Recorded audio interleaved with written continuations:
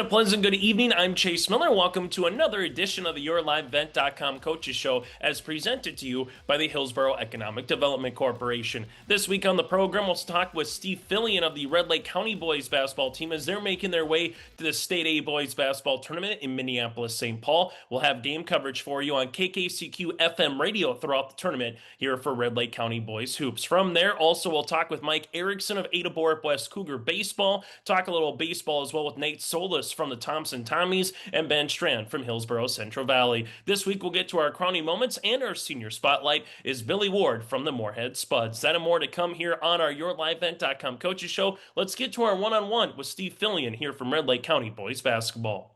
Joining us, we have the head coach of the Red Lake County Rebels and Coach Steve Philion as the Rebels are getting ready for their state tournament run for the second year in a row, winning Section 8A boys basketball and beating the Stephen Argyle Storm in the championship 68-52. Steve, thanks for taking some time to chat with me before we talk about your state tournament matchup, among other things. You know, you guys had another nice section tournament run, starting first with Goodridge Grigla, and you know the big thing is everybody knew that West subsection was loaded, and you know you guys took care of business in the section playoffs.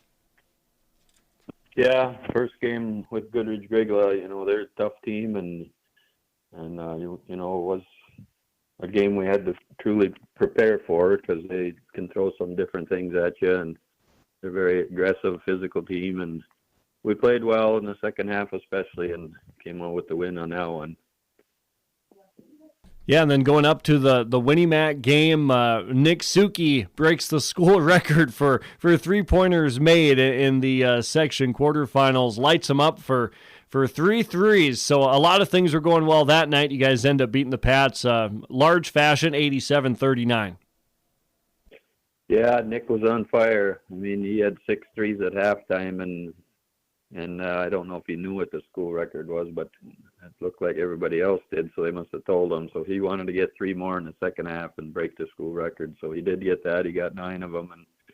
And again, we played really well against Winnie-Mac. I mean, they've got some weapons there that can score and stuff. And I thought our defense did a good job on, you know, some of their key players. And with Nick getting fired up, it fired up the whole team and made our defense even better. So that was fun for him. And then next game we played Northern Freeze, and you know they've got some very talented players. There's a lot of juniors that are good, a few seniors, and they're definitely going to be a team to reckon with next year. Might be the favorite of the section.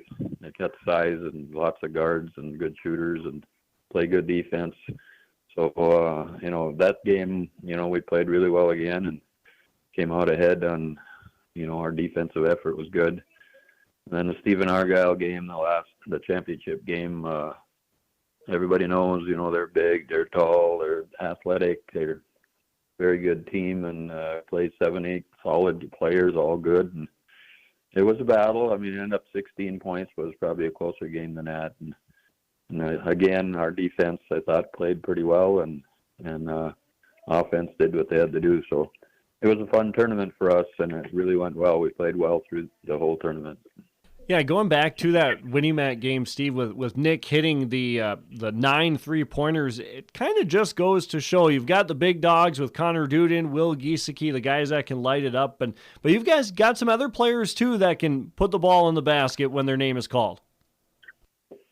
Yeah, we've had, I think, well, Connor and Will have been in the mid-20s, you know, close to 30 several games, and we've had 2 or 3 other guys that have hit mid-20s, so on any given night, you know, we could have different guys scoring a lot of points for us, and guys come off the bench and they do their job as well. And yeah, our scoring it doesn't look like a balanced scoring team, but you know, one game Will hit 30 and the next game he'll hit 6 because Connor's got 30 and maybe Ben has 20 some, and then Suki comes up with that 28-point game, and Ethan Johnson, he can score inside or outside. He's had some, you know, high-scoring games as well, and a few of our other guys chip in with the points, and yeah, it's got to be kind of hard to guard us. I mean, we got a lot of guys that can score. You know, the Stephen Argyle game, like you said, it was, it ended up being a double-digit game. It was a little bit closer, in the grand scheme of things as things played out. But, from your perspective, Steve, against the Storm, did it feel like you guys, at any point, did it feel like you didn't have control of the game? I know when we were calling the game, it kind of always felt like you guys had control, despite it being a close game. Well, right towards the end of half, we went up 15. We ran a special play, and hit the 3 on it and got us up 15. And at that point, I thought, hey, we're playing good here, looking good. And then they hit the last couple of shots, so it was 11 at half. And then to start the second half, they scored the first 7. So they went on 11-0 run there when we were up 15. So they cut it down to 4, and it made us a little nervous. We got the timeout, and after the timeout, we got 2-3 stops and scores, so we got to back up in double digits and kind of maintain that the rest of the game. But it was never in doubt, I don't think, till about the last 2 minutes. That little bit after halftime and then going into that timeout like you referred to, what was it that you guys tightened up to be able to regain a little more firmer control? Well, I think we picked up our defensive effort a little bit more. We were kind of helping inside a little too much at times, with the big guy, and then we'd leave a good shooter like Anders Thompson or the Goodner kid or Sederholm, and they were getting some open looks. So we just said, hey, let's, fake the help to the bottom or just not help, and hopefully, be able to contend with the big guy down underneath. But that changed a little bit. We kind of took away some of their open threes. So I think that made a big difference for our defense. Well, it's back-to-back section titles for the Rebels, and now off to the state tournament where you guys will get matched up with Liberty Classical Academy, the Lions out of Section 4A, in the final quarterfinal game of the day on Thursday. So, Steve, have you guys had much of a chance to watch a little film on the Lions? From what I've seen with some stats that I was able to receive from their coach, they got some guys that can score, it looks like. Yeah, that Ruffnell kid is averaging close to 30. He's scored almost 900 points this year and up around 2,500 for the career. And another kid named Richter that's scored about 1,800 points. And Richter's kind of a three-point shooter, good shooter, and he will take it to the basket a little bit. But Ruffnell, he reminds me a lot of Bravich from Roseau. He can shoot the 3, drive to the basket, draw fouls, shoot the jump shot, and get your team in foul trouble. And he goes 6'3" according to their stats, so he's a little bit bigger than Jordan Bravich, but very good basketball player. And then they've got 2 guys starting that are 6'6", 6'6", so they got some size. And then their point guard's pretty good. The number 15, I think his name Tavara or something like that. I don't know. Anyway, he can handle the ball. He can go right or left and runs their offense pretty well for them. And then a couple guys come off the bench for him that are, solid players. So they go 7 deep, pretty good team, averaging 90 points a game, and play some decent defense. They mix it up a little bit, man-to-man, a little bit of zone and stuff like that. But, they're a decent team, obviously. They're there for a reason. So it should be a battle for us. Yeah, everybody at the state tournament, as they say, they're there for a reason, like you said, and everybody's good, right? They've only got the 2 losses on the year. And what makes it so difficult to prepare for a team, Steve, that you haven't, seen ever, right, out of Section 4A? I know you got that week in between to prepare. So, what challenges have you guys been facing, and what are the advantages to that week in between as far as the preparation goes? Well, we've watch video. It's Friday right now. I don't know when you're going to hear this. It's Friday, March 20th. We just got done with practice. It was half a day of school, so we practiced at 12:30. Watched some video after practice, and there's some things they crash the boards really hard. So we got to make sure we try to box them out and try to stop their scores if we can. And we've had a good week of practice here. There's nobody to scrimmage or anything. I thought maybe if East Grand Forks was playing, we'd scrimmage them if we could, but no one to scrimmage. So we're going with practice, and we had a very solid JV team that's doing the scout team stuff for us this week, and again we'll do that next week. And And we got a couple guys 6'4", 6'5", similar to Liberty's team, and then we got a really good guard that can pretend like he's that stud player for those guys, and we have a really good shooter on our JV that can match up with the other guys. So we're getting a good look at their offense. They've got stuff down, what they do, what they don't do, so our scout team's been running all our stuff, and I think we're going to be pretty well prepared for them. Those guys that you referred to are 6'4", 6'5". Is there a chance we see, a Thor Thompson or a Benji Bramer get inserted into the game to try and match up with little size? Well, we'll see what happens. Yeah, we could throw him in there. Thor's probably going to see a lot of action. He brings up some strength inside for us, and he can score in there, and he's a tremendous passer when he gets the ball. So.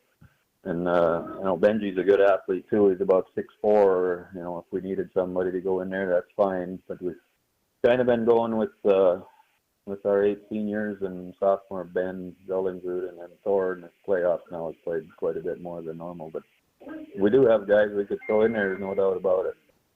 Yeah, there's certainly guys that are capable, and that everybody's got to be ready if their number is called. And, Steve, you guys get the matchup gets you in that last quarterfinal game of the day, the same thing that you had last year. What is that preparation looking like going into the game, the night before, game day? What's the routine for the Rebels to get ready for that last quarterfinal game?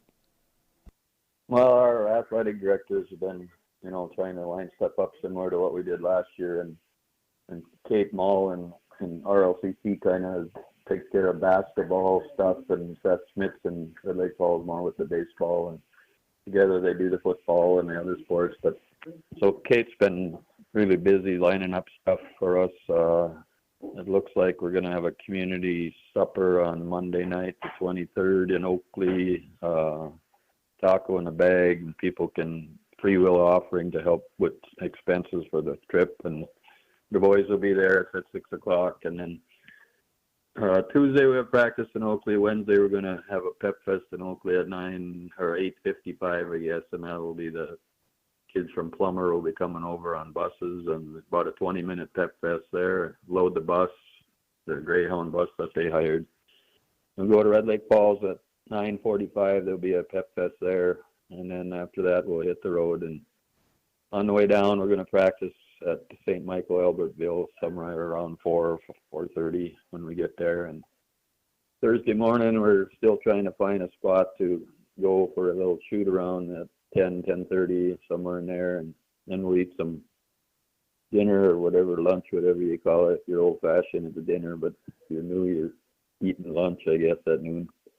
And after that, we'll probably head over to the arena at 2, watch the end of the second game of the day, and then watch the game right before us. And similar to what we do all year long with watching a C game and a JV game and then varsity. So keeping that kind of the same. And then we play at 5 o'clock, and hopefully it goes good. I think the boys are ready, and they're going to, they've been there before last year, and they know the role, go down there to win, not, one game at a time, try to win, not going down there for,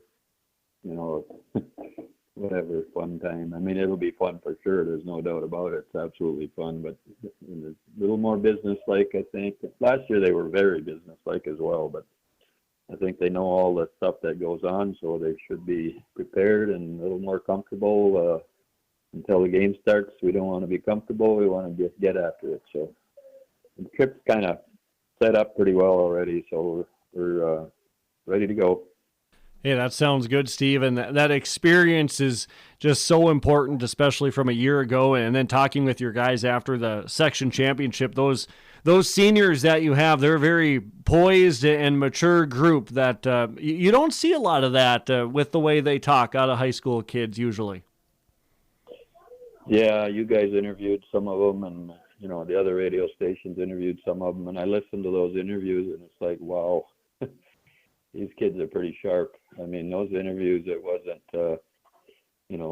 yes answer or no answer. It was, filling in what you wanted to hear, stuff, you wanted them to say some stuff. And I was pretty impressed with the the interviews they had and how they, how they talked and how well those interviews went for those guys. I mean, they are good kids and top-notch students, and that goes, for all the area schools.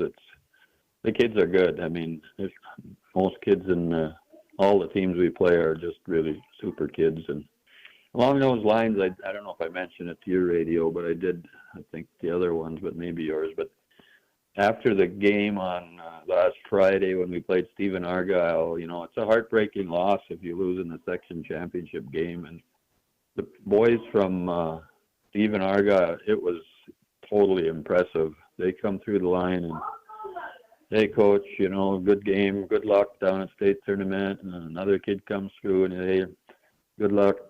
Next one's a good game. Next one's, hey, go down there and win it all, you guys. Good luck to you. I mean, and then their coaches are the same way. It's amazing. I mean, after losing a game like that, after 15-game win streak for Stephen Argyle, then to go through that line and be really gentlemen about it, I really, hats off to those kids. And like I said, most teams' kids are the same. I mean, kids are really good nowadays. Yeah, and I've heard from a lot of folks, whether it be online, in person, people around Section 8A that are saying, yeah, go show everybody what Section 8 is made of. And that's just a really cool thing. You're battling it out between those four lines for the entirety of the game. And then once it's done, and then in this case at the state tournament, they're cheering you on the rest of the way. So that's pretty cool. Yeah. Most of them are, but there's a few that hopefully lose, I'm sure. But anyway, yeah, most of the people have been really supportive. We've gotten a lot of texts, emails for the team, and from almost every coach in the area has sent me a text wishing us luck. And yeah, it's awesome. I mean, we stick together up north here, and if you look at it, the last, we have our new conference. I think it's been 5 years, and 4 of those years, the team from our conference has won the section. And I think BG Mar went down there like 4 years ago, and they won a couple games. Sacred Heart went 2 years in a row, and I believe they probably won 2 games down there each year. And last year, we won 2 games, got to the third place game and won that. And I think the year before that, the Fertile Beltrami is in the Pine Prairie, which is another really good conference up north here. And they got to the championship game, won a couple games, got to the championship. So Section 8 has been represented extremely well. I mean, they can't say we're the doormats of the state for sure. I mean, we've contended, whoever's been down there. I know Foston went there a few years back too and did a really nice job representing, and Red Lake and Cass Lake in the past. It's been good for Section 8. Definitely, Section 8 very well represented at the state tournament. Steve, before I let you go, too, I got to, talk about and congratulate you on this other award that you're receiving at the state tournament as your years as a Minnesota State High School League official, the 2026 Distinguished Service Award. And you were part of 9 people that were being recognized for their years of service. And for you, 50 years as a registered official with the Minnesota State High School League. Was this a surprise to you, Steve, that you're being recognized for this? Was it out of the blue or something you saw coming, or what can you tell us about it? Well, I mean, awards are good things, and it, like everybody says, it's not just the individual. I mean, the people that work with you or, that you coach or whatever are a big part of that. But, I'm 74 years old, and I'm just, give the awards to somebody else, please. I'm just, the recognition gets to where it's like, no, leave me alone. You want to be humble about it, and I definitely am humble about it because, you don't think you're deserving of these things. But, after 50 years, you start getting awards, and mainly because you're old and and try to help people. But I just assume people didn't recognize, an individual like myself for stuff. It's an honor, and it's a good thing, I guess. But appreciate, you saying congratulations, and everybody else that has as well. So that's enough awards for me. Send them down to the younger guys. Well, it is a nice honor, Steve.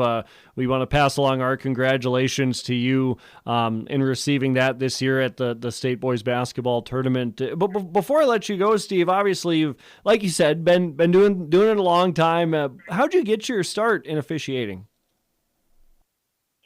Well, I've actually been umping baseball for 57 years. 58, I guess now this spring will be. I started when I was 16 umping baseball, and I was involved in all the sports at Red Lake Falls High School. I mean, they allowed us to play 3 spring sports, so I played football, basketball, baseball, golf, and the track team. So pretty active, wanted to keep active with it, and then so in high school I started umping, and then right out of high school, still playing some sports and whatever, but after college, I started teaching and stuff. Then I got asked to ref football, and then kept on with baseball. And later on, started up with volleyball, softball, and the mentors I had were, really good people. They get you going and teach you how to do it. And so yeah, it's been good. The reffing's fun. I mean, you get yelled at, and hopefully the guys that are yelling at us at a football game, that when they go home, they don't have to yell at their wife because they got it all out on the officials or something, Just trying to be funny here. But, yeah, reffing's good, officiating's good, humping's good, and of course, you're not going to get all the calls right for sure, but you try, and you're never ever going to cheat somebody on purpose. But, I know I don't think I've ever reffed a perfect game in any sport, so do the best we can, and we need more young people in that field of umpiring and officiating different sports. So get involved and have fun doing it. Yeah, what would you tell a young person that's thinking about doing it, kind of on the fence, but what is some advice you would tell some younger folks to push them over the edge to try and get involved in officiating? Well, find somebody, in your community that officiates. We've got young people here that are getting involved, and find a mentor. Give me a call if they need to, and I can get them hooked up with the high school league, or get them going on some junior high JV games to start with, so they don't get blown away by some coach yelling at them or whatever. But there's people to contact. Wayne Folkers is the state coordinator for volleyball, and I'm a football coordinator for the high school league, and there's others around here that are big into baseball and softball, and so give me a call and I'll send them to the right person to get them involved in their community, because every school and athletic directors are like, you have somebody who can do the junior high games, you have somebody who can ref the JV games, and it's hard to find. I mean, it's really hard to find. So there's opportunities there, and the pay now, I know when I started it was $3 for the base umpire and $5 for the plate. So now it's in the hundreds. You can get over $100 just reffing or umping a game. So it's a good thing, but just keep in contact with someone if you need to, and we'll get you lined up.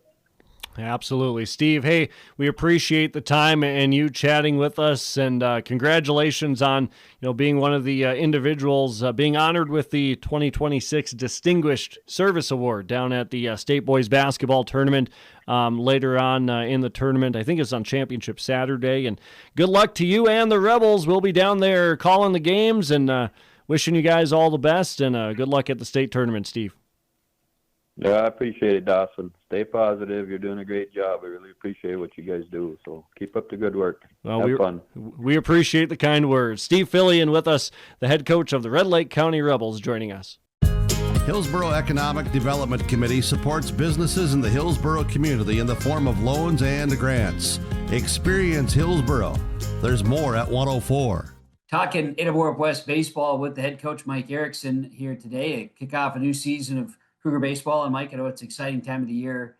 You're not excited about playing inside, not excited about using the cages inside, but you're able to get the bats going, the balls are throwing, and you have adequate space to do so, which is nice. Not every ball club can say they have the cages and stuff, but Ada-Borup-West your guys have been active and they're ready to get swinging and get throwing. Yeah, we certainly have it better off than other school districts, I suppose, and that's certainly a tip of the hat towards the community we live in and the people that support the things that we do at the school. And I'd even say I tip of the hat to Mr. Wallin for getting a few more purchases that allow us to utilize some space better in the cage. We've been it's been a big improvement there, and yeah, like I said, the kids are excited. We're doing good things. We actually got outside just a little bit on some pavement yesterday and saw some fly balls. So yeah, it's been one of those normal years indoors to start. That's fine. It's actually, in my opinion, okay to limit the guys on how far they can throw immediately. Of course, now we're getting to the point where it'd be good to get outside. Maybe we can get some drying over the weekend here and get out some grassy areas around the school. Would be a good thing. Before the baseball practices begin in Minnesota, I wanted to ask your opinion on Arm Care Week because I think that's a good thing. We got to get those arms in shape, and there's a lot of from the standpoint of pitch count, which is something we've talked about ad nauseum, and I think most anybody who is in baseball will talk about it a lot because it impacts the game, especially at the high school level. So Arm Care Week, what could get done that week? And I know that you've told me before too that for the Cougar baseball program, you're getting guys, you're teaching everybody to be able to throw a strike if you can.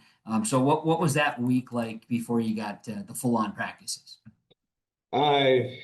It was abbreviated is kind of a good way to put it. You're very limited on the things that you're allowed to do. Basically, the equipment allowed is baseballs and catcher's gear, and then weight training type of things. So J-bands and anything you have in a weight room.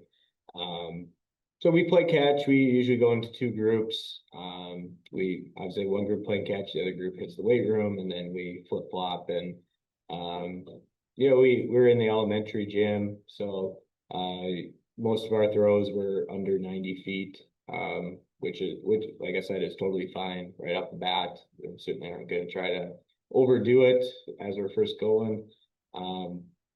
But there's good with it, obviously. It's better than not having it, but at the same time, there's some flaws in it. For example, the schools that if you're advancing in the basketball tournaments, even in just section tournaments, not even state tournaments, you're obviously you want those guys to finish that sport, and you're rooting for them in that way, but their availability isn't exactly there either. So there's some flaws with it. Overall, it's good though. It's good to get the guys going that haven't been competing in sports over the winter right away. So you graduated some talent, as is every year. I mean, almost every year you graduate players. You graduated some really good ball players though in recent years. Last year is no question about it. You had some really good talent that did graduate on. You've got a lot of youth participating in the game.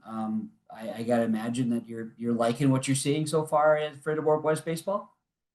Definitely. Certainly we miss somebody like Austin McRaven comes to mind for sure as an all-state caliber baseball player, and Caden and Grant had their roles last year too.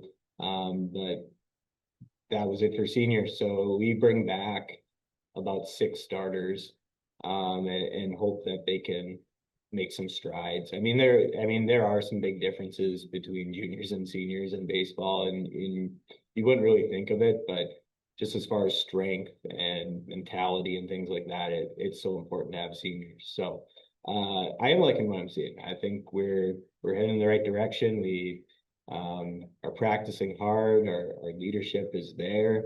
We're leading by example. Our attitudes have been good. So we just had Sonny Resnick in practice say something along the lines of, a couple of years from now, if our program's not very good, that does kind of reflect on the seniors and juniors of this year, because that leadership needs to just keep getting passed down. And I think that does speak to the testament of our program from way, way back to the 2000s. Back when Mike Ellinger was the coach here, and just kind of instilling all those things all the way through. We haven't had too many lulls, and I think that is a big testament to the leadership in that way, coaches and players. The section, the conferences, things of that nature too that Ada-Borup-West is involved in. You look at Class A baseball coming back in your backyard is the Red Lake County Rebels. You mentioned Mike Ellinger, the head coach for the Rebels this second year now, and the Rebels are defending state champs. You've had in recent years, big runs from Sacred Heart. You've had Boston just a couple of years ago as a state champ. Section 8 is not an easy section to be involved in, and some really good competition, really good talent, really good teams participating. Once again, good representation from the state of Minnesota, and no game on your schedule is going to be easy. I agree. It is going to be a competitive section, and I think even if you go down to subsection, you're looking at Sacred Heart and Red Lake County, and I think we're in the mix. And West Marshall, Stephen Argyle just competed in a basketball section tournament game against Red Lake County. I think there's certainly some athletes there. Northern Freeze is kind of up and coming. Fertile Latremi has a good ball club this year. So I think the subsection is extremely challenging. So we're gonna have to play our A game and throw strikes and play defense and hit the ball. And you just gotta do it better than them just one day. And that's kind of a message I've had to our team. Is I certainly think there are teams in our subsection conference that are more talented than us, but talent can be beaten when you play with full effort and compete and work really hard right now in these dog days of March and April when you're stuck indoors, and you fundamentally be better than some of these teams.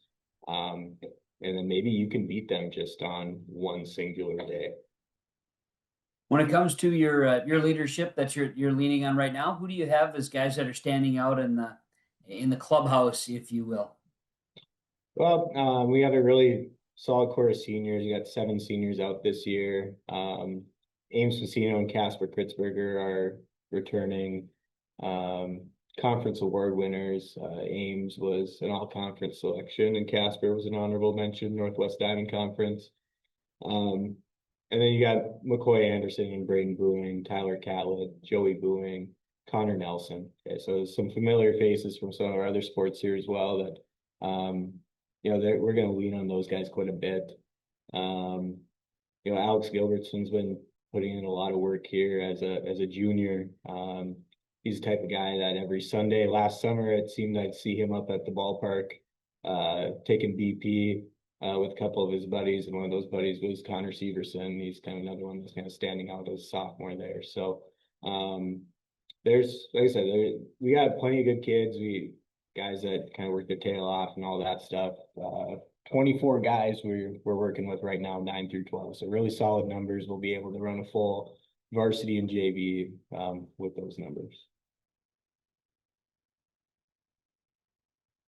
You gotta unmute yourself, Kevin.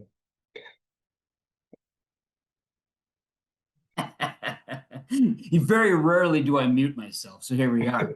Thank you for that. I like to refer to you as a baseball enthusiast, Mike, from the standpoint of not just being a coach, but someone who gives time and energy and effort to the youth in the programs, that wants to see success, that then also puts time into the amateur side. You're out there with the field. This is not just a during the season thing. This is all summer long, and you're putting on time and effort. So you have vested interest in seeing baseball be successful in the area. Are we seeing a resurgence? I'm hearing about resurgence of baseball in youth. You've got in the world of constant basketball, AAU, all the stuff, right?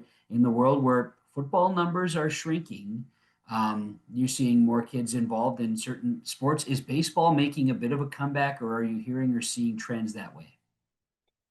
I think it just kind of depends school to school in our area. I haven't noticed a lot of major changes in that way.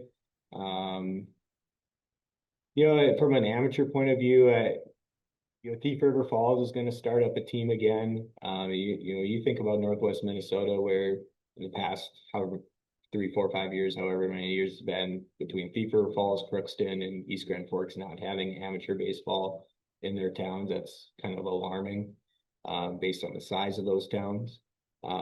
So is there a resurgence? Maybe. There's been some growth on the amateur side, more interest there.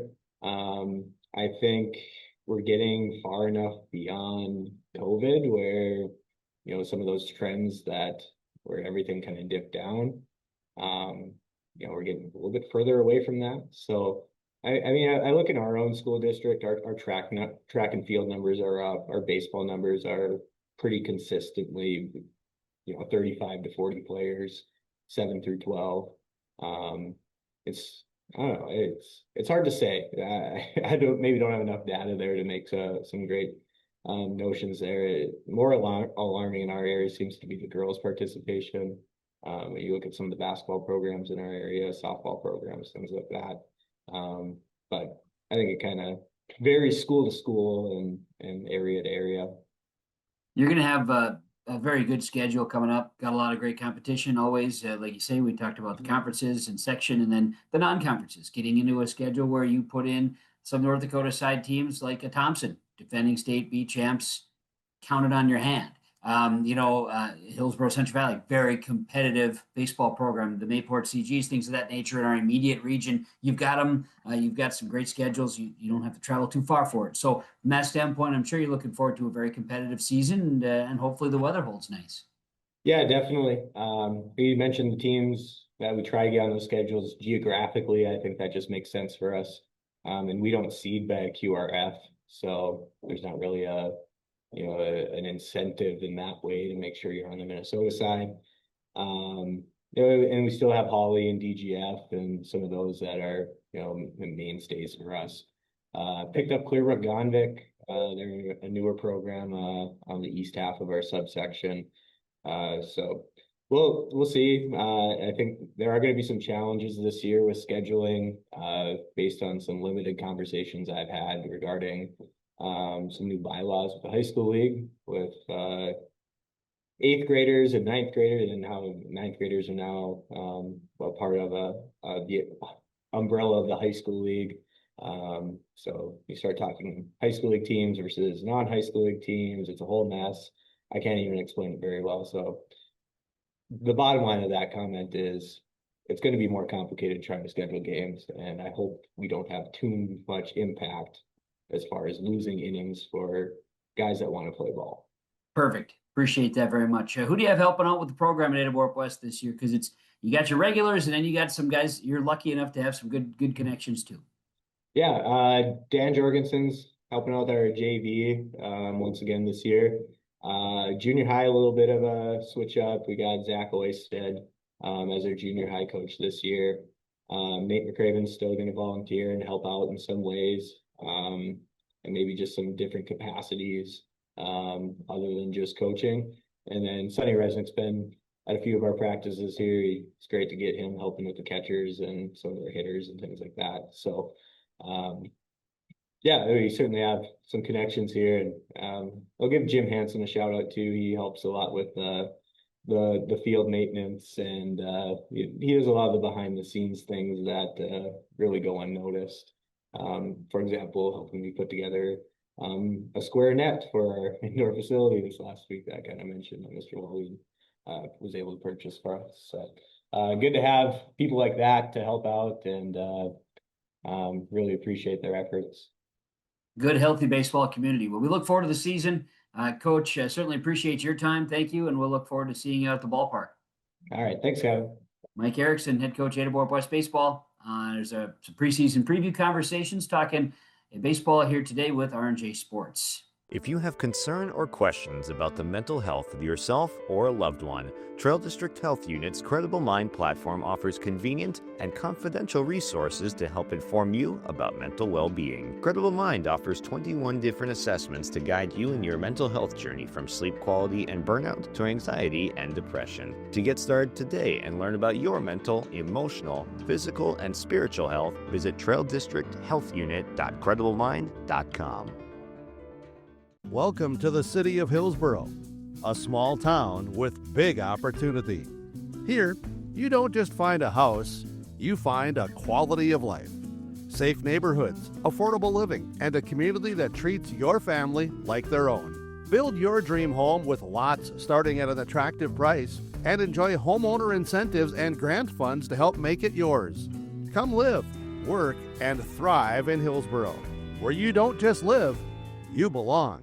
Join us this week, as anytime we talk baseball, you know, spring is getting around the corner, at least here in North Dakota and Minnesota as well. Join us from the Thompson perspective is their head coach. That's Nate Soulis, fresh off another championship run here in State B. Nate, you take a look at the program here this year, just for some fans that are coming back to watch Tommy baseball, or those that are going to be seeing you in action throughout the course of the year. Just what's the expectations as you're at this time of the season? Like any time, whether you bring back 10, guys who got varsity experience, or you bring back one player who's got varsity experience. So what's the maturation like right now, in these practices as you get ready for that first game day? Yeah, I think, on our end, it's trying to figure out what we have coming back and who's taking the next steps in their development to be able to contribute at a varsity level, and who's competing for spots. And like you said, we got 4 starters coming back from last year's championship team, a handful of guys that were on the bench for us that have that experience in some way or shape or form. And then you got some young guys that are waiting their turn, and some older guys that have been waiting as well. So just a good, healthy competition going on in practice these next couple days here to kind of figure out where we're at. And then once we get into it, once we kind of got everything laid out, then it's, we'll start talking about team goals, what we feel like we can accomplish. We had a team meeting yesterday. We don't want the standard to change. We still want to compete for championships. And we got some work to do. And I think everybody knows that, but I think if we're willing to put the time in and, work hard, I think those goals can be achieved. That's going to be the fun part about this year. It's going to be a little bit more of a challenge of putting some puzzle pieces together. And that's what we're looking forward to. I think just talking with the coaching staff, that's going to be the most fun part of it. And the guys that are going to have to step up and compete and win jobs.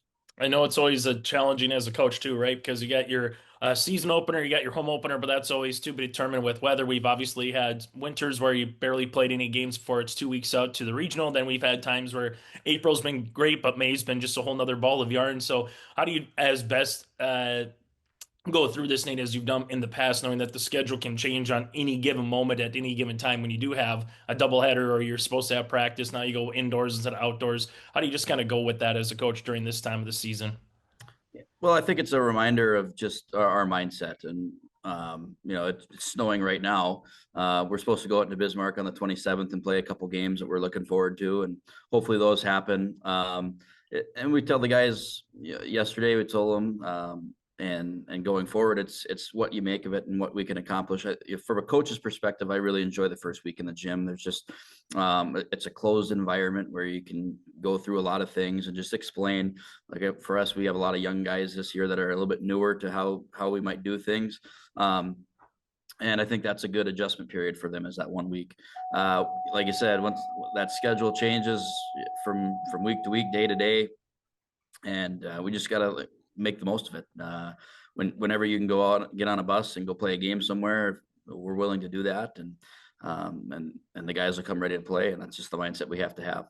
As you go through, you mentioned some of the guys that have starting experience. Let's just go over them here. Soulis, who are some of the guys that you're coming back here just to have that experience to be like, okay, if you get into situations, you can kind of be the coach on the field. You've understand what, maybe a hit and run might be for defense in terms of where you got to position yourself and how do you talk, on the infield and outfield. So who are some of the guys you're going to rely on that are those starters coming back here this year, Nate? We have a lot of pieces, at each level of a baseball field. You have a catcher. We got Dex coming back after his 8th grade year, and just the growth that he's taken.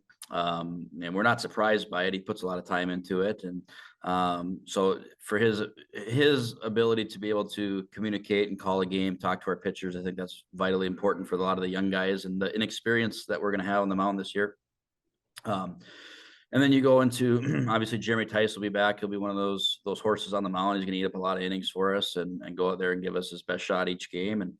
And then you have Eli Gemmel and Caden Loyland, both juniors who were new to the scene last year. But we're hoping, and every program probably hopes this and wants this to be a goal, is every time a senior class graduates, they've left a legacy and they've carried on and passed down what they've learned and just little things here and there that our younger guys can pick up on, and then it carries on from there. But those are the four that are, like I said, the returning starters, and we got a couple of them at each level. You got a couple in the infield, and we can play around with them a little bit. They're able to, maybe some play a little bit of both in the infield and the outfield, and Dex maybe play in the infield and catch.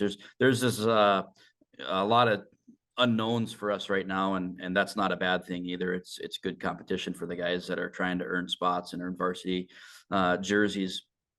And but that's those are the four that are going to contribute that did last year as well. And to take your team out of it, whether it's in the region, whether it's in the state, Soulis, who are some teams across the state of North Dakota, they say, hey, they have a good chance if they stay healthy and things go their way that they might be able to find themselves in the Buffalo City at Jack Brown Stadium for an opportunity for state, or maybe just locally in the region, who are going to be some teams that'll be tough once you get to Mayville, once you get to that Region 2 tournament. Yeah, you look at our region. I mean, HCV is going to be, I feel in my mind that they're right now the preseason number one. And they got a lot of guys coming back with a lot of experience. So we're going to have to be able to play our best to get out of this region and beat them. And then you have, Had Northwood was young, Larimore, Mayville, like all of those had some talent that was getting developed last year a little bit as well throughout the season. That's within our region, obviously. And then you look at the state, and obviously Park River, Lemoore, Valley City's new this year. So there's those teams that you're familiar with seeing them in the state tournament, state semifinals. You go out west, you lose touch a little bit with just so far away. You don't really play them much. Shiloh Christian's obviously got a good program. So there's teams out there that are going to be competitive as well. And that's kind of, I don't know if there's a clear-cut favorite right now. I think it's earned in these next couple of weeks, whether you're inside or getting outside, and then let the results play out. But nonetheless, a lot of really good teams around the state that we're looking forward to competing against. One final thing for me, Nate, obviously 4 state championships in a row speaks for itself, and the way that you've had guys that have came into their roles each respective season as well. But not to say give us a secret sauce, but what's a trait, so to speak? What's something that you think that has allowed this program to be so consistent over the years and put your program in opportunities to have success, whether it's in the regular season or postseason here, Nate? Well, we've been really fortunate with the kids that have come through the program right now. You look, and we have 6 guys playing college baseball this year, and very proud of them and all their efforts that they've put in, whether it was to the program or once they leave and continue to work. But, I think just our guys' approach and how they go about their business, the time that they put in, it's no secret. And, we're not naive enough. There's a lot of talent in the town that we have, the community, the resources that we're able to pull together with people volunteering to help coach when they're, in Cal Ripken and Babe Ruth and getting up into the high school ranks. I mean, it's a complete team effort. And, but you just you go back to the kids as to, like I said, the time that they put in, hitting on the weekends, hitting in the cage in the summer, they're at the field a ton. I think that's, like I said, I don't know if it's a secret sauce. It's just that there's talent mixed in with a lot of hard work, and they know how to play. They know how to play the game. They're curious. They're asked questions. They're coachable. We had a really enjoyable practice yesterday with a lot of the young guys that are just curious to learn. And that was a fun part about coaching and going into it yesterday is, guys have questions. They want to know, they want to get better, and then they're going to apply that, whether that's in practice.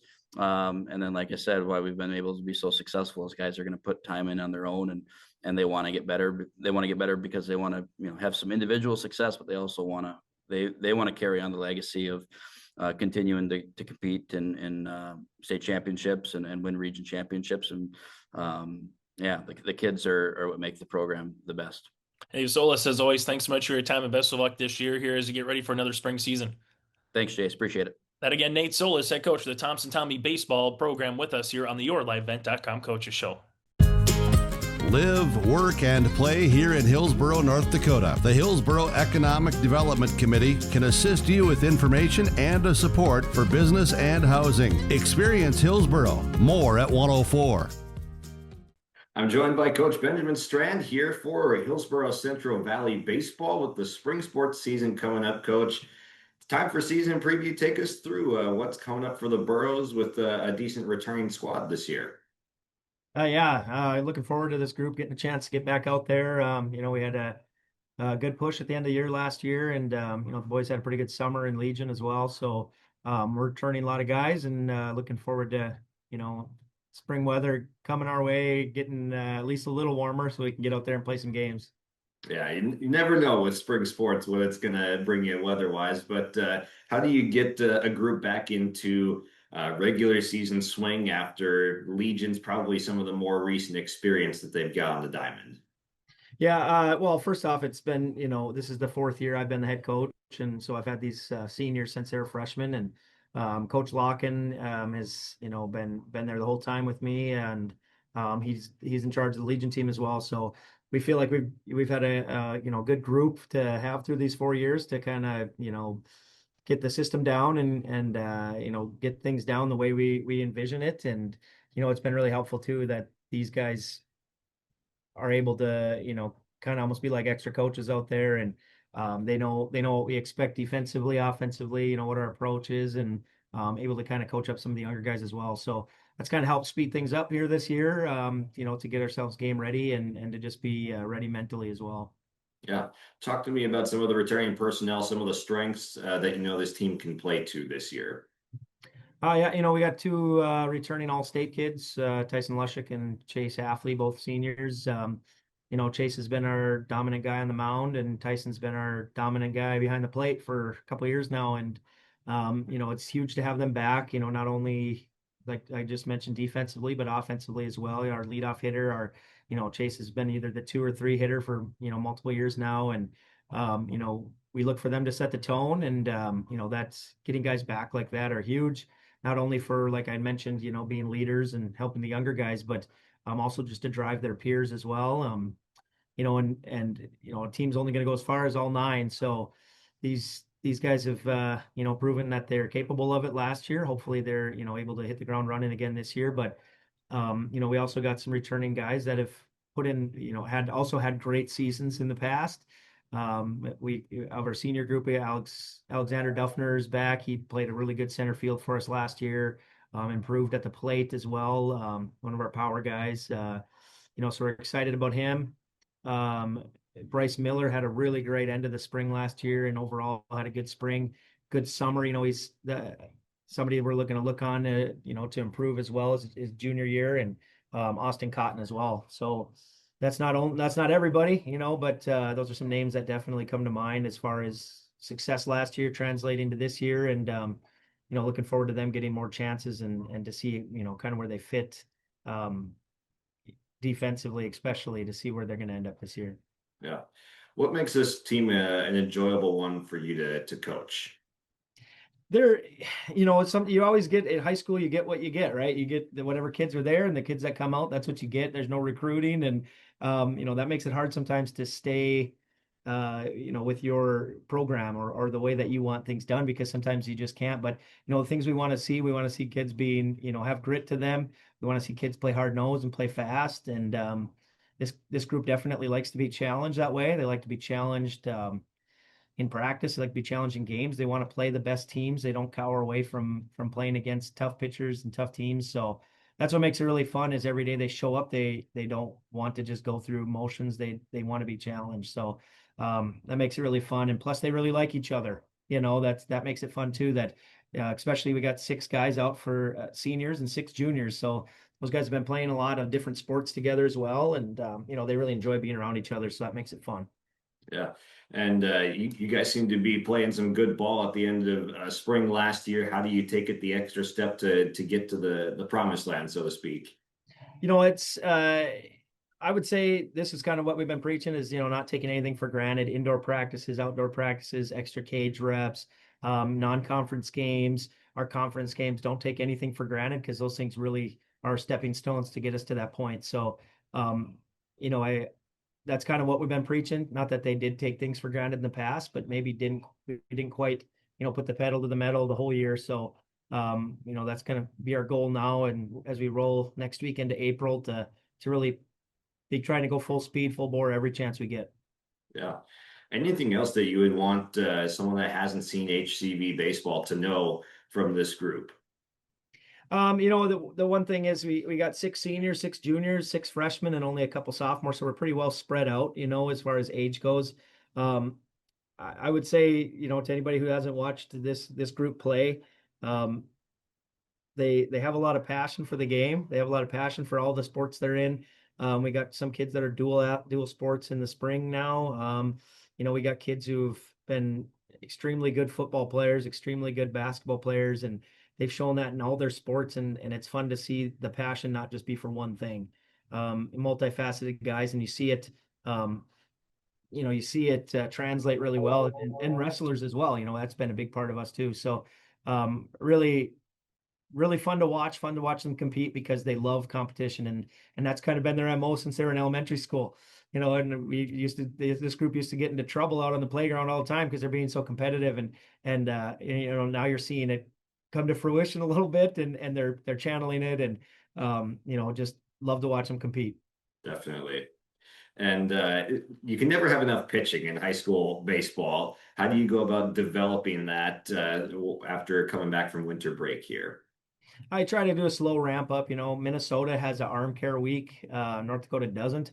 I think most coaches are, they make a conscious effort to make sure that they're not, overdoing it to start. But we go from, light work and work our way into getting up on the mound and trying to go, more work on just the fundamentals and mechanic things. And now we try to ratchet it up a little bit towards the end of the second week. And, we're supposed to play on Friday out in Bismarck. So, it'd be pretty short outings out there, but chances for them to go compete. And, development, you really can't beat, game opportunities and game speed. So we try to get as many games on our schedule as we can so we can develop some of those younger guys as well. And some of the older guys who maybe have been waiting in the wings a little bit, get a little more chance out there because, we have between Riley Richter and Tyson Sunby graduating last year.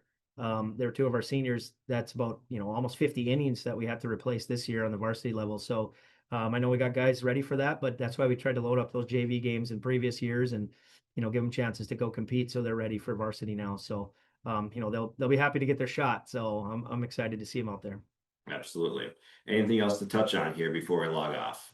I don't think so. I'm just saying I'm excited to get out there. I'm really happy that, you guys do a good job covering a lot of our games because, I get a lot of comments from people that they're able to sit and watch, and especially those cold weather days, some of the grandparents and things like to be able to watch the game still. So yeah, I really appreciate that. And hopefully see you guys a lot again because hopefully that means we got a lot of games.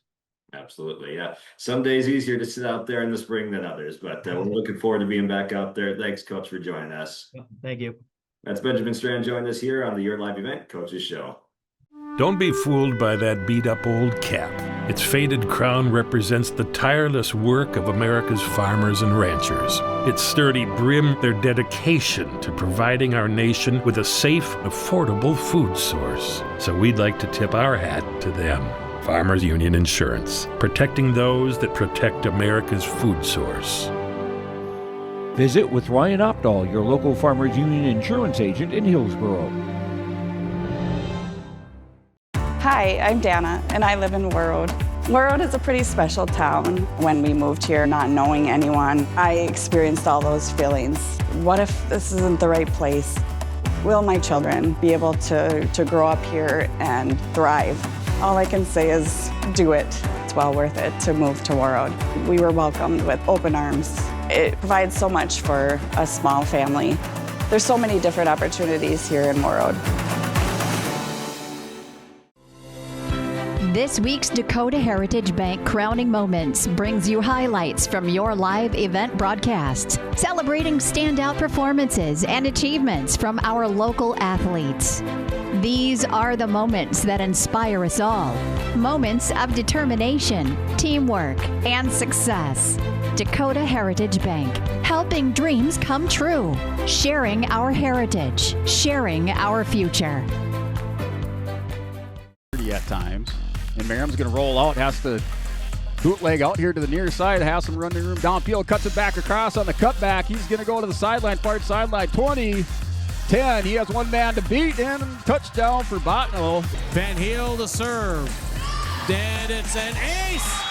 Van Heel puts it right inside the back line, and we will head to 5. Gazette in the backfield, pistol formation with Lushik. Rolls to the left, looks in the flat, caught by Bryce Miller. Stiff arms rise to the 10, to the 5, to the end zone! Back in the gun with Hernandez to his right. Little screen play. This one goes to Parker Falk. Falk gets a block to the 10-yard line to the 5, and he'll hot step in the end zone. Touchdown! He'll throw it. Has a man open, and it is Green who makes the catch, and he's took by the defender, and there he goes! The 30, the 20, the 10, touchdown, Horace! First and 10 here for Devils Lake at the Squirrels 42. Double move. Palmer going down the middle, caught by Heilman, who takes a stick, and losing his helmet is Colton Cruchet. Match point. They had one in the 4 set, here now in the 5th. Keller to Onken, dump opportunity, push right back by Peterson. This one set to the outside, Sanders up and over, down the line. Suffolk to Leak, set outside. Here comes Koka, down for the kill. Koka with her 35th kill. Lorenz got his pocket picked from the seat of his pants all the way up for the jam, the tomahawk. Hallstrom dumps down to Thayer on the baseline. On the left side, Thayer, nice move on that baseline. Bucket good and one. Brings it back out into the front court. He'll step back, take a deep 3, and it's good for Anthony Johnson. For the rebound, it's eventually taken by Zuger. Quickly up again, and the jam for Ryder Soper. That ball's tipped away. Hey, look out, folks. Here comes Baco. Ooh. 2 seconds, they'll kick it out. Sorensen at the buzzer. Off the glass and Brandon Sorensen. On the shot clock as the pass out here. Stolen away. Minge with the steal. Coming back the other way with the thunder slam. Into the zone for Moorhead. Drop pass, top of the circle. Here on the far side. Deflected away here. Here comes Ryan Shogamy for Ward. Shogamy sidesteps the goal center. He scores! This is Screen will try it from the outside. Banks it in. Miller into the zone. Miller sees this one on goal. It's still loose. A backhander is in as Trace Anderson. Olin. No look pass the other way. Porter. Oh, he's cold-blooded. Here comes Taylor again. Oh, here we go. Sauce in the. Oh my goodness, Joe Taylor. Here goes Lloyd. Lloyd on the crossover, able to spin on Satcham. Look at the step through and count it. Look out, folks. Baco with the two-handed slam-a-lama-ding-dong. Easton the other way. Left-handed layup and count it. Get up, young man. Easton Holland throwing it down on a Tuesday. Get the first, or can the Squirrels get off defensively? Dosh steps up, fires, throws, going to the near sideline. Here to Iverson with the catch at the 40 to the 20, and Iverson is gone. Touchdown, Red River. 81 yards. Oster rolls left, throws, tip, and it's caught. Ripplinger has a touchdown.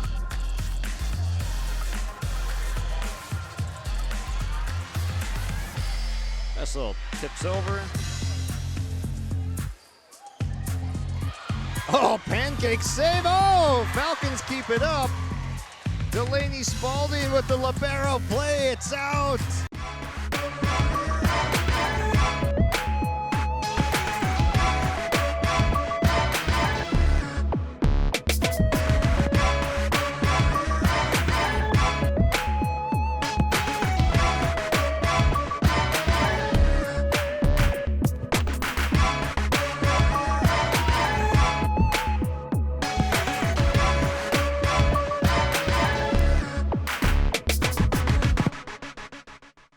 Time now for our senior spotlight on the YourLiveEvent.com Coaches Show. Today we're talking with Bill Ward of the Moorhead wrestling team. He is the state champion at 189 pounds at the state class AAA wrestling meet, and did so in undefeated style, by the way. 45 up, no down. Congratulations on quite a season. Thank you. Thank you. It was awesome. It was such a fun and amazing season. And I noticed that going through the bracket at state, it was like technical fall, as opposed to technical foul. That's a different sport.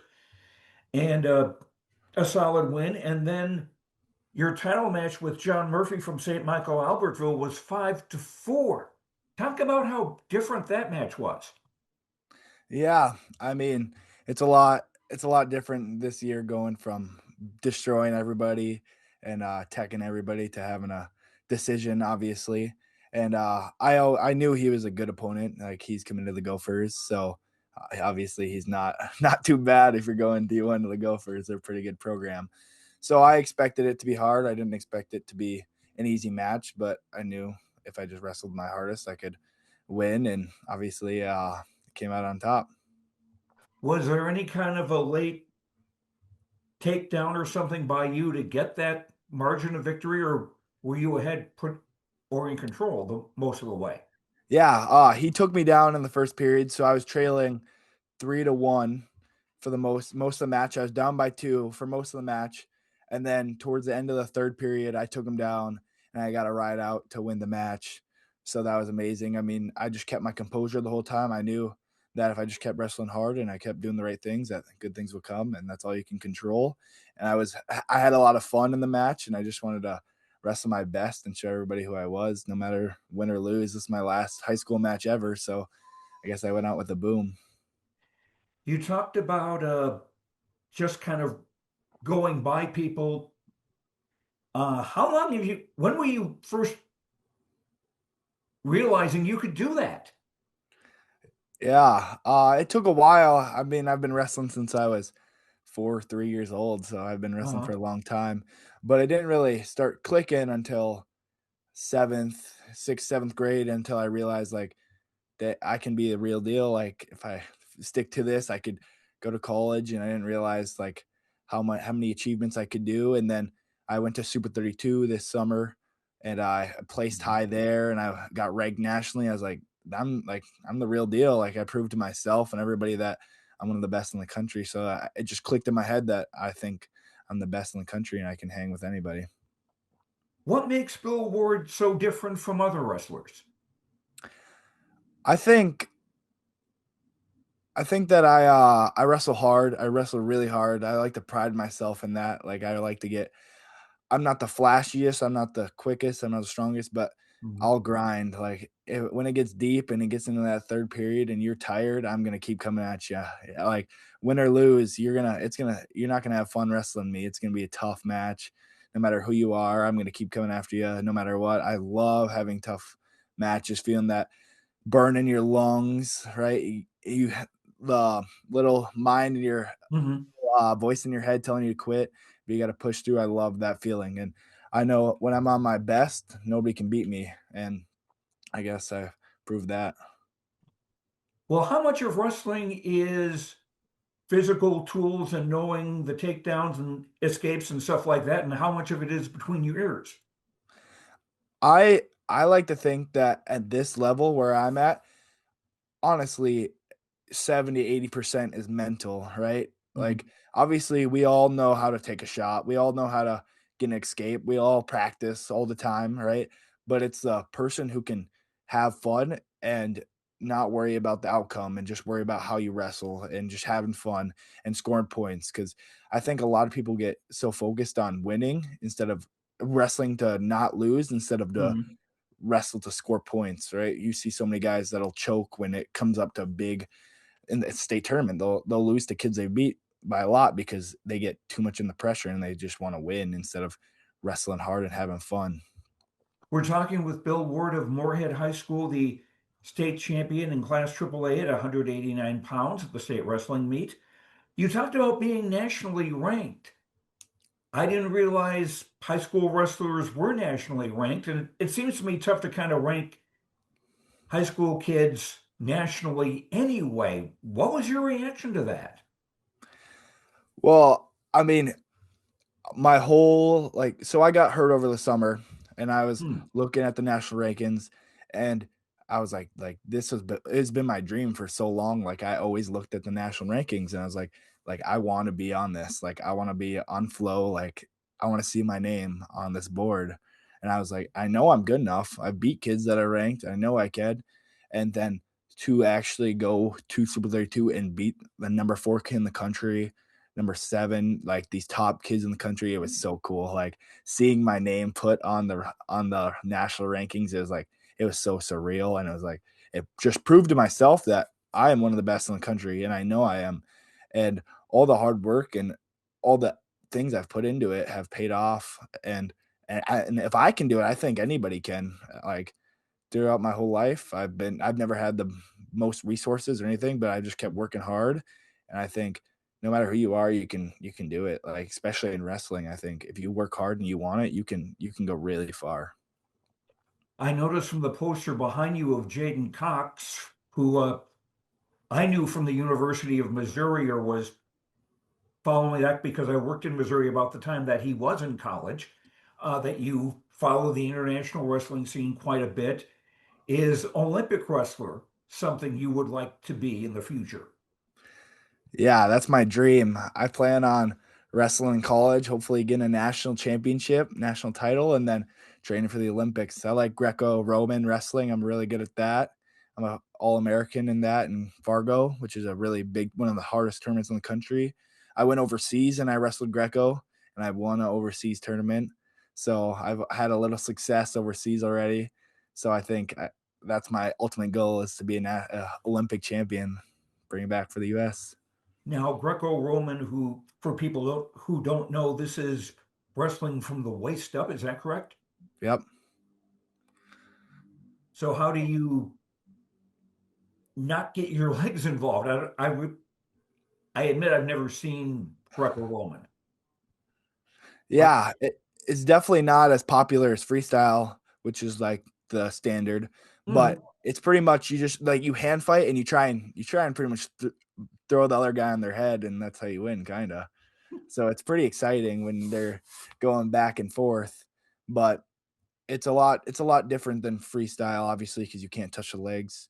So it's a lot more strategical and a lot more hand fighting, and it's lower scoring at the higher levels, but it's really fun, and it's a really hard style to be good at. Okay. And we were talking about qualifying for the Olympics. You have committed to a school that is certainly one that can get you there in Arizona State, from the Big 12 conference. I understand they've got a few guys at the nationals. The NCAA's, was it a tough choice, Arizona State, as opposed to, say, Minnesota, which is a good program, but closer to here? Yeah, it definitely was. When I opened up my recruiting process and like just went over it, it was definitely hard, like, to know. I had a lot of phone calls, right? I had a lot of people that I talked to about it, like, because I really don't want to go to the wrong place. That was like my thing. I was like, I do not want to go to a place and transfer. I want to be where I go. I want to be there all 4 years, right? I don't want to have to deal with the transfer portal and all this and all that. So it was super hard. It was super stressful. I thought about it a long time. All right. And I went on a visit to Minnesota, and that was awesome. Like, they're obviously a great program, but it didn't feel like a program that I wanted to go to. Like, my whole life, I knew them and I really wanted to go there. And after my visit, it kind of just didn't live up to what I wanted it to.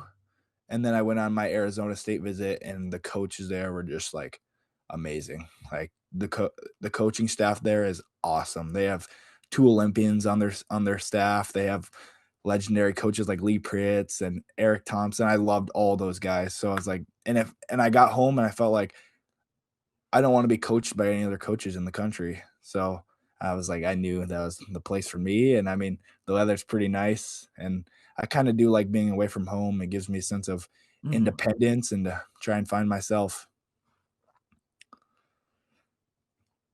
and you don't have to shovel the sidewalk either. Yeah, that's a great part of it. And you're talking about the coaches. I remember a coach from many years ago who passed away recently, Bobby Douglas, who used to coach there. And there are a couple of names, just doing a little looking at the Arizona State Wrestling website, names I know from the UFC, like Keen Velasquez and Ryan Bader. So we're not talking bum of the month club by any means. Yeah, their staff is amazing. We're talking with Bill Ward of Moorhead High School, the Minnesota champion at 189 pounds in Class AAA. Let me get some other things about you. What is your favorite subject in school? I'd have to say my favorite subject overall is probably math. I mean, it's always came pretty natural for me, so I've always liked math, and my teachers have been amazing. So it's been a really good career. But calculus is a pretty hard math class, I won't lie. Have you got any idea what you would like to major in at Arizona State? I've thought about that a lot, and I think I want to go into the medical field. I think I want to be a physician's assistant. So that'll be a hard thing to juggle with athletics, but I think I can do it, and I think I would do a great job. And I love the human body, and I've been very interested in it my whole life. My dad's in the medical field, so Okay. What's your favorite pre-match meal? Yeah, I've actually I've implemented a lot of different things this year, especially with that. But I'd have to go with I'm a big rice cake guy with some honey. I love honey. So that, and then I love a peanut butter jelly and then some honey on it. Those things are amazing. I love those things with a nice little Pedialyte action. It's awesome. Good for the hydrating. Yep. And what are some of your hobbies away from school? Yeah, well, I lift weights a lot. That's one of the things I love, obviously, with training. But I love to go golfing. Golfing is probably one of my favorite sports. If I was good at golfing, I'd be probably golfing in college, but I'm not. So I love golfing and I love fishing, and I just like playing games outside. Like I like basketball sometimes. I'm not very good at it, but I like playing it. And I like to I'm trying to play guitar. I'm trying to learn how to play guitar. So got a lot of hobbies outside of wrestling, but definitely golfing is one of my favorites. I've got to imagine with weightlifting, you have to be kind of controlled because you don't want to get overly muscle bound like the people we see wrestling on TV, on cable. Anyway. Yeah. Enough said there. Anything else you want to mention about your wrestling career at Moorhead, and do you have anything planned for the summer as far as any competitions go? Yeah, I mean, I loved Moorhead. I loved all their coaches there. I think I have to give a lot of gratitude and like a lot of credit to my coaching staff. Like Fugelberg was a great head coach, and Trent Sovdy, he wrestled at NDSU and wrestled for Greenbush. He was a amazing coach for me. He really helped me get my offense developed and really helped me, especially in my mindset. And I have just had so many great coaches behind me that have helped me throughout my career. And it was just amazing, like everybody. And it's so surreal to me because when I was little, I was always a kid. I was messing around. I never really, I took it serious. Like I won and I wrestled hard. I always wrestled hard, but I always looked up to these older kids that were winning state. And I was like, dang, like if I could win one state championship, like I'd be happy. Like I can't believe like it was to me, it was like amazing. Like I never thought I honestly didn't even think I'd place at state when I was a little kid. Like, and so to go from that to being a 6-time state placer and 3-time state champ, nationally ranked, it's so surreal. And to me, it proves like you can do anything. Like if I can be this good at wrestling, like I truly believe anybody can do anything. I didn't have amazing partners. I didn't have like the highest coaches. Like I didn't have all those resources that these other kids do. right? I never had an amazing practice partner to help me push me in the room. And I still don't. So it's just crazy. If you work hard, like, you can surpass all these kids if you want, but you just got to want it. And I think my mom really, I got to give my mom a lot of credit because she was always behind me.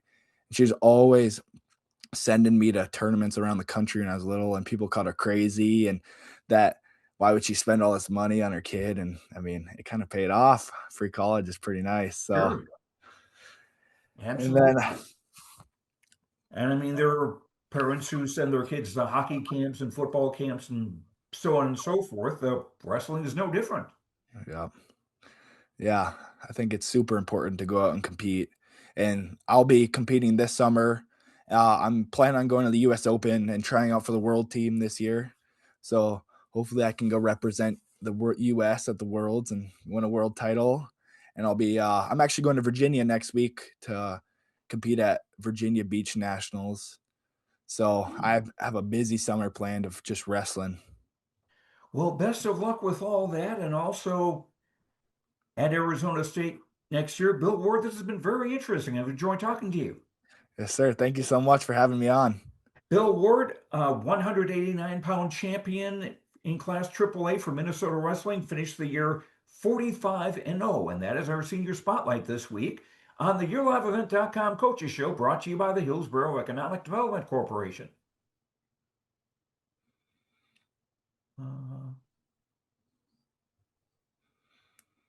Whoops. Okay. Bill, that was fun. Thank you. Yes, sir. Thank you so much. Yeah, I also remember one of my nieces used to date a wrestler. She was manager of her high school wrestling team. And apparently, if you qualify for the National Merit Scholarship or something like that there at Oklahoma, you get in-state tuition. And he was offered a chance to be what they called a tackling dummy or practice wrestler. Yeah. And well, he'd get training table for the season. So that was a decent deal. And I think he was going to accept it. Yeah, that's awesome. That's funny. Okay. Well, Bill, thank you again. I appreciate your time. Yes, sir. Thank you so much. Have a great day. Yeah, you too. Best of luck with everything. Yes, sir.